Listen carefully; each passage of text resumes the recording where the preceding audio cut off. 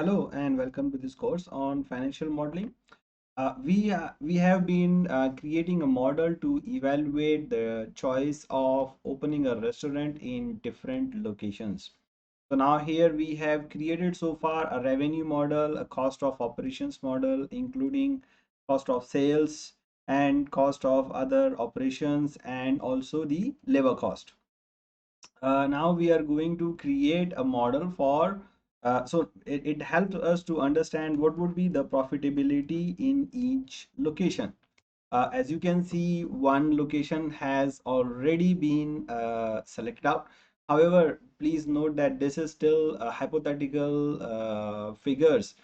We can always look at how we can engineer the cost of operations and also the cost of fixed assets or fixed cost, so that we can make each and every location as profitable. So that's not the purpose of this course. The purpose of this course is to teach you how to create a model and what are the decision making flows when we are taking decisions related to the revenue, the pricing, and the cost, and also the other type of cost.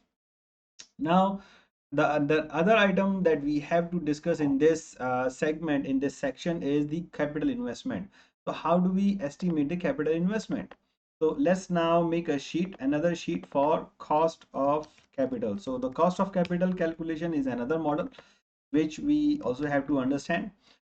We need some data here. So the basic data we would need is the customers, how many customers are going to come at each location. Again, we will do the same thing. We will link the location so that we can calculate the cost of capital for different locations and understand the different markets. So here we have it. Now the number of customers we can get from our revenue sheet, because we don't want to create everything again. So let's look at it. Here is the number of estimated customers per day. So the first thing that you would need, the capital requirements would be what? So we need to think what are the capital requirements in a restaurant for a downtown for remember, this is a rented place. If you see here, this is a rented place, this is a own house. So means either you're gonna buy a house or you may have your own house. So the property, we have a rent, so the property here is rental and own. So means there is no cost of the property itself. Decorations and interior decorations or maybe construction.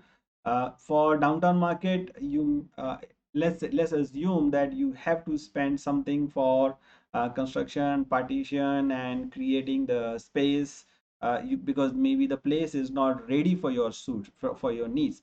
So maybe you may have to spend maybe let's say $5,000 to get it ready.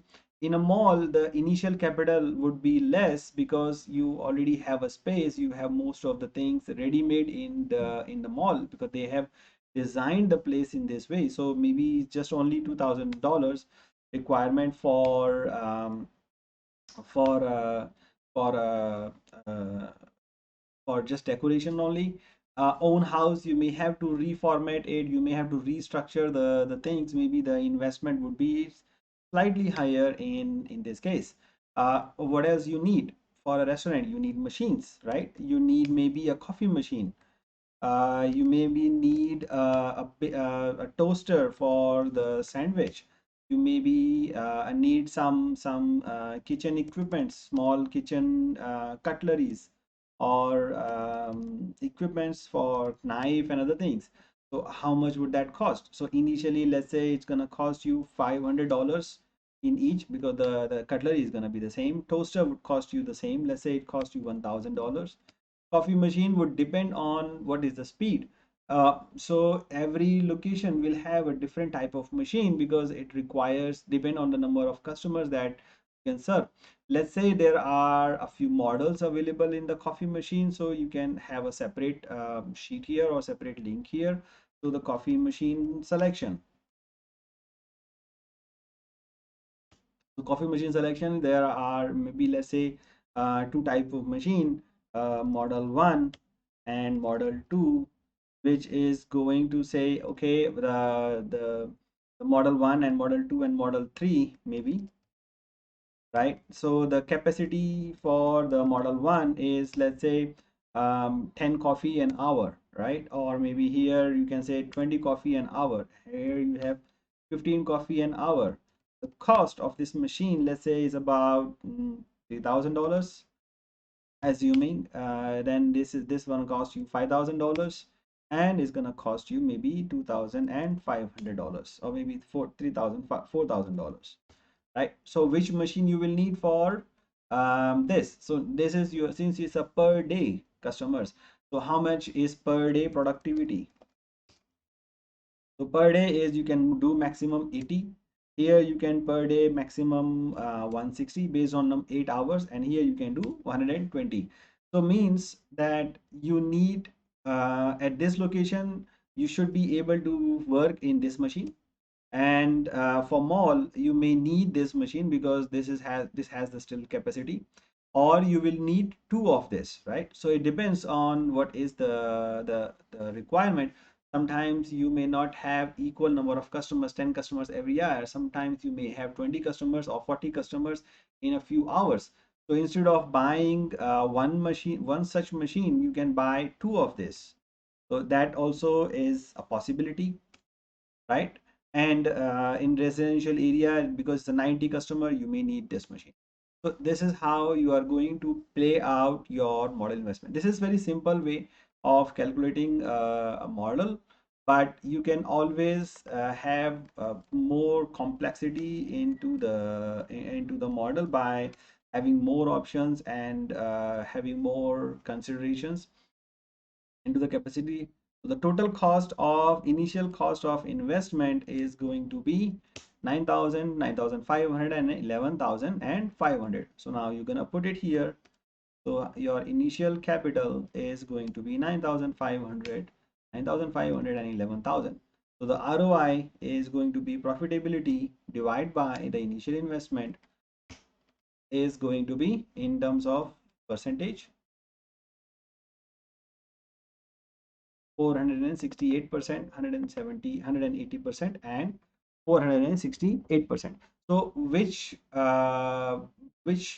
location you are going to choose? It it's simple is similarly simply you can say that here is, this is the machine that I'm gonna use, or the profitability, because the profitability is much higher here, and or the second choice, if I don't have enough money, then I would go for the residential area, right? Assuming the cost of investment is much higher, let's say is 30,000 machine, 50,000 machine, and 40,000 machine. The cost of investment is different here.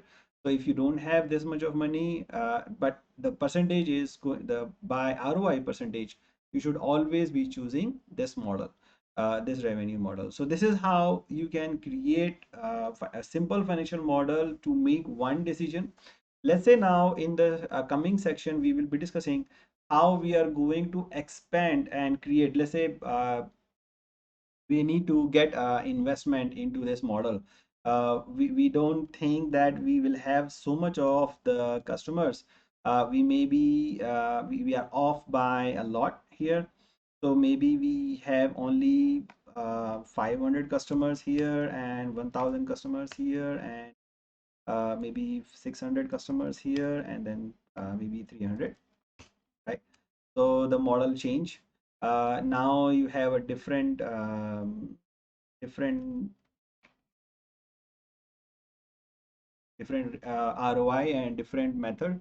Now the other thing is, let's say you don't have this $60,000, right? You want to take investment from the bank. The bank is going to ask you, please show me your potential um, profit and loss statement for the next 3 years or next 5 years. This is your how your payback period is. So payback period is going to be in the, we are not selecting this, we are selecting only this model. So your payback period is 7 years, right? So based on the current income. and but this is only year one income. We may be able to grow our income in the future. So how much is going to be my NPV? How much is going to be my payback period, considering the next 5 years? So how we are going to build a business plan for getting an investment of this 63,000. That's what we are going to discuss in the next section.